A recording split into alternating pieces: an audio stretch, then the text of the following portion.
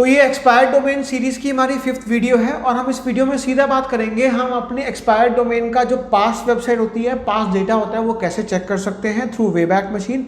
So hello दोस्तों, this is भव्य डावर और मैं 10 साल से डिजिटल मार्केटिंग की फील्ड में काम कर रहा हूँ। So let's start.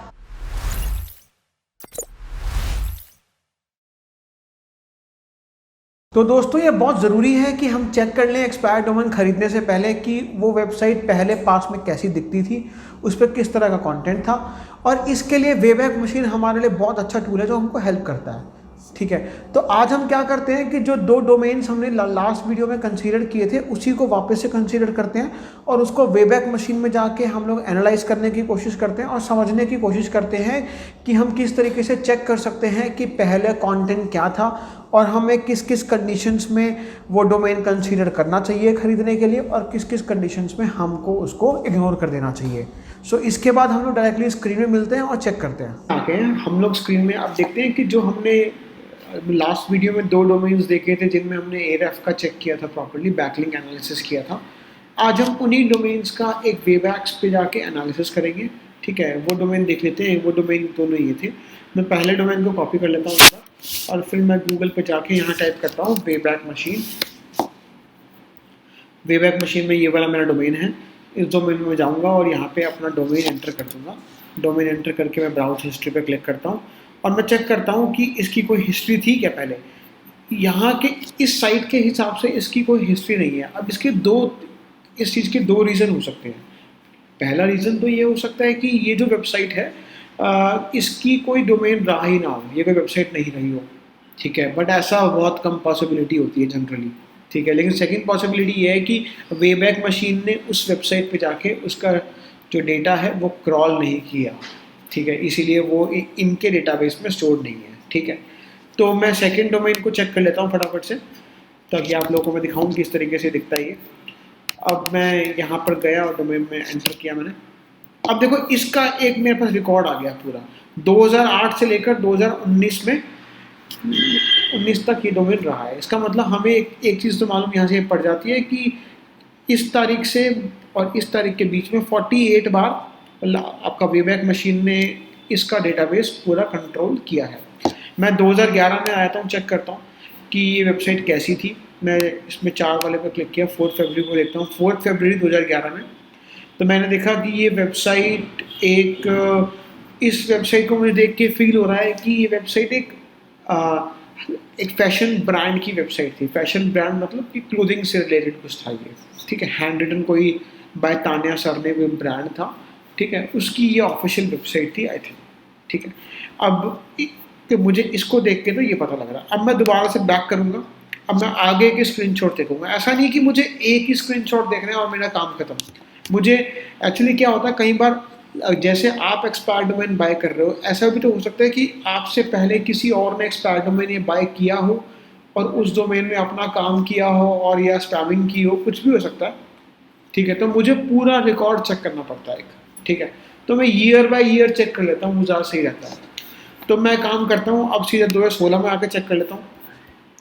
16 में आके मैं ये वाला जो है 18 जून है ये, इसको मैं डेटा चेक कर रहा हूँ। अब देखो, ये जो साइट है रीडायरेक्ट होगी किस पे, फेसबुक पे ऑटोमेटिकली, facebook.com/sarna.uk। आई थिंक इसका मतलब ये है कि ये जो प्रोफाइल है, इस प्रोफाइल को खोलने मतलब जो ओनर है उसने अपनी प्रोफाइल पे अपनी वेबसाइट को रीडायरेक्ट किया होगा। ठीक है, बट ये भी ठीक है, इतना बुरा नहीं है। ठीक है, अगर मुझे ये डोमेन खरीदना है तो मैं अभी आगे चल सकता हूँ।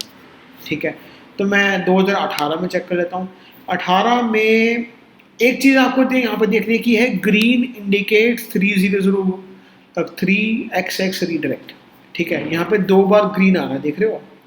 तो मार्च 17 को ग्रीन आया था, तो ग्रीन वाला एक बार चेक कर लेता हूँ क्या है इसके अंदर। इस पर क्लिक करते क्या हुआ, वेबसाइट रीडायरेक्ट हुई है HTTP www वाले पे। अब देखो, यहाँ पर देख के मुझे मालूम पड़ गया कि ये वेबसाइट किसी ने ली थी और किसी ने यूज़ किया इस वेबसाइट को।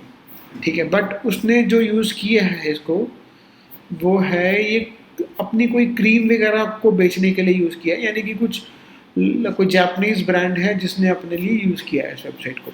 ठीक है, इंग्रेडिएंट्स वगैरह बात कर रहा है, ये कुछ क्रीम वगैरह ये लोग सेल आउट कर रहे हैं। ठीक है, कोई दिक्कत नहीं है, चल सकता है ये, मतलब जापानीज से घबराने की जरूरत नहीं है। लेकिन हमें अगली वीडियो में ये देखना पड़ेगा कि एंकर्स कैसे हैं इसके। इसके एंकर्स जापानीज तो नहीं है, ठीक है, एंकर्स बहुत अच्छे होने चाहिए। एंकर्स की वीडियो में हम लोग डिटेल में देखेंगे एंकर्स कैसे देखते हैं, बट अभी के लिए और थोड़ा चेक कर लेते हैं मतलब वेबैक पे कैसा आ रहा है। अच्छा, एक और चीज़ आपको समझने की है कि अगर ये जो ग्रीन वाला रीडायरेक्ट है, अगर ये 301 रीडायरेक्ट है, ये किसी और डोमेन पे लगा हो, अभी तो क्या है कि ये हैंड रिटन वर्क में www आ गया आगे, उस पर रीडायरेक्ट लगा हुआ है, इसीलिए ये यहाँ पे ग्रीन निशान दिखा रहा है यहाँ पे आपको, ठीक है। बट अगर मान लो किसी और डोमेन पे रीडायरेक्ट किया गया है, तो वो डोमेन आप छोड़ दीजिएगा, क्योंकि वो डोमेन सही नहीं होते। उसमें क्या होता है कि जो भी अथॉरिटी होती है वो उस डोमेन पे पास हो चुकी होती है, और अब इस डोमेन के पास कोई अथॉरिटी बची नहीं है, या आप ये कह सकते हैं कि ये अब डोमेन स्पैम हो चुका है, ठीक है। तो इट्स बेटर कि आप उस डोमेन को इग्नोर कर दें। आई थिंक ये डोमेन अभी तक मुझे सही लग रहा है खरीदने के लिए, कोई दिक्कत नहीं है, क्योंकि इसमें रीडायरेक्ट हुआ है, but redirect is on the www.handwritten.co.uk। आप देख रहे हो यहाँ पे, जैसे ही मैं इस पर क्लिक करता हूँ यूआरएल चेंज हो जाता है www.handwrittenuk.com। इसका मतलब एक ही बार किसी ने खरीदा है साइट को, और उसने कोई जापानीज कोई प्रोडक्ट की कोई साइट बनाई है, ठीक है। आई थिंक ये ठीक है, ज़्यादा बुरा नहीं है, बट फिर भी आप इसके और पेजेस भी चेक कर सकते हो कि और पेजेस में कहीं ऐसा तो नहीं है कुछ पोर्नोग्राफी से रिलेटेड कुछ काम हो रखा है या कुछ ऐसा है। तो अगर पोर्नोग्राफी से रिलेटेड कुछ काम होगा तो आप उस साइट को स्ट्रेट अवे इग्नोर कर देंगे, ठीक है। ये इसने एक ही पेज का साइट बनाया था और उसको इसने यूज़ किया है बेसिकली, तो इस साइट को आप कंसीडर कर सकते हो खरीदने के लिए, बट एंकर्स चेक करने पड़ेंगे, कहीं ऐसा ना हो कि इस तरीके की एंकर्स आप यूज़ कर पाएँ। अब मुझे देखो, जो वेबैक मशीन है मुझे वो दो तरीके का एनालिसिस देता है, ठीक है। अगर मैं पूरा सम अप करूँ इस वीडियो को, तो पहला एनालिसिस कि मुझे पहले वेबसाइट देख ली मैंने, किस तरह की वेबसाइट थी, किस चीज़ की वेबसाइट थी, ठीक है। तो उससे मैं एक आइडिया लगा सकता हूँ कि यार ये जो वेबसाइट, मतलब मैं जिस नीश पे काम करना चाहता हूँ वो भी उससे रिलेटेड होना चाहिए। जैसे मान लो ये फैशन की वेबसाइट थी, तो आप भी कुछ ना कुछ फैशन से रिलेटेड अपनी वेबसाइट क्रिएट कर सकते हो, या फैशन ब्लॉगिंग की साइट बना सकते हैं आप, ठीक है। फैशन कोई प्रोडक्ट्स का ई कॉमर्स है, आप वो बना सकते हैं।